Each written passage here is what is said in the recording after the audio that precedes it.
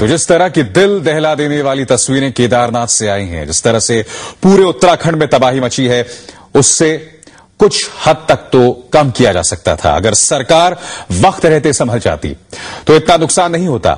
CAG की एक report ने कुछ बड़े सवाल उठाए हैं, जिससे पोल खुली है उत्तराखंड की आपदा प्रबंधन की।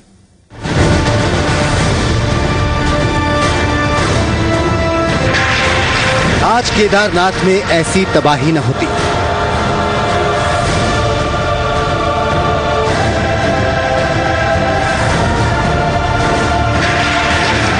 आज आफत में न फंसे होते हजारों लोग।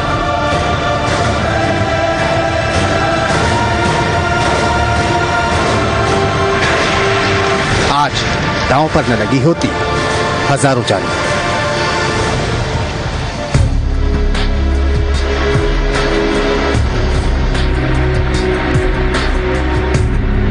उत्तराखंड में तबाही का ये मंजर नहीं होता अगर उत्तराखंड सरकार समय रहते संभल जाती। इसी अप्रैल को आई सीएजी की एक रिपोर्ट ने उत्तराखंड में आपदा प्रबंधन की पोल खोल दी थी। सीएजी की रिपोर्ट के मुताबिक उत्तराखंड में आपदा से निपटने का सिस्टम हकीकत में पूरी तरह निष्क्रिय है।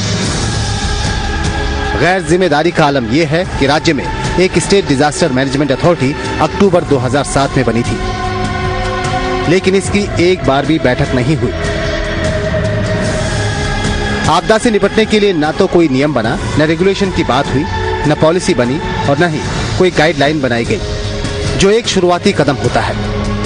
स्टेट डिजास्टर मैनेजमेंट प्लान अभी तक बन ही रहा है। किसी भी आपदा से निपटने के लिए सिस्टम तैयार नहीं है। शुरुआती चेतावनी के लिए भी कोई प्लान नहीं है और जो कम्युनिकेशन सिस्टम भी है वो पर्याप्त नहीं है।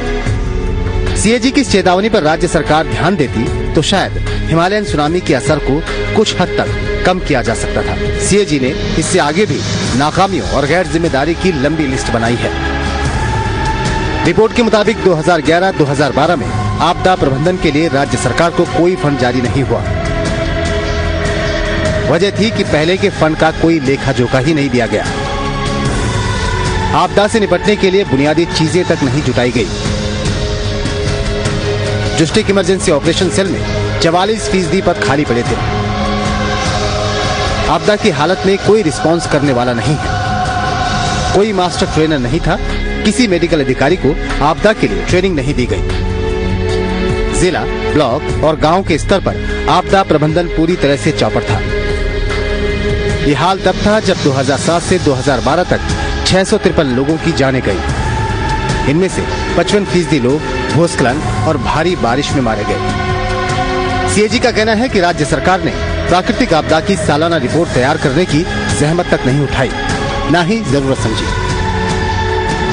यूटिलाइजेशन सर्टिफिकेट को भी जमा नहीं किया, जिससे ये बता सके कि आपदा से निपटने के लिए फंड का किस तरह से इस्तेमाल हो रहा है। ब्यूरो रिपोर्ट, जी मीडिया। हिमालय में पिछले कुछ समय से तबाही की टिक टिक चल रही थी और इस बार में बार बार सीएजी ने चेतावनी दी।